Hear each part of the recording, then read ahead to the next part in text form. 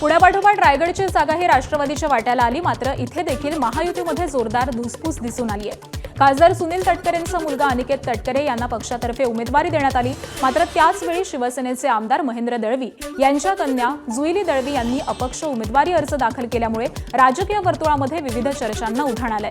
तर भरत गोगावलेंचा मुलगा विकास गोगावले यांनी देखील रिंगणामध्ये उतरण्याची तयारी केली होती, मात्र एकनाथ शिंदे आणि भरत गोगावलेंच्या आदेशामुळे आपण माघार घेत असल्याचं विकास गोगावलेंनी म्हटलंय। दरम्यान उमेदवारीच्या बदल्यामध्ये भरत गोगावलेंना रायगडचं पालकमंत्रीपद मिळणार असल्याचीही चर्चा सुरू आहे। तर दुसरीकडे महाविकास आघाडीकडून ठाकरेंच्या शिवसेनेचे अधिकृत उमेदवार बाळ मानेंनी उमेदवारी अर्ज दाखल केलाय।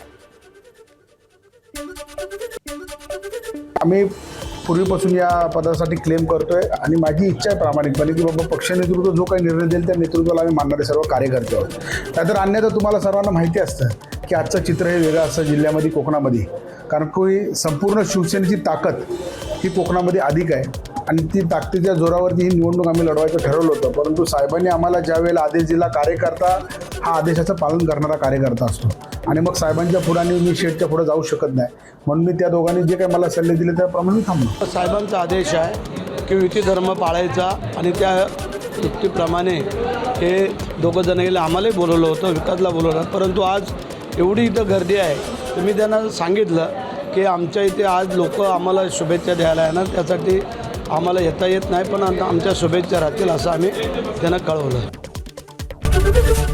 एबीपी माझा, उघडा डोळे बघा नीट।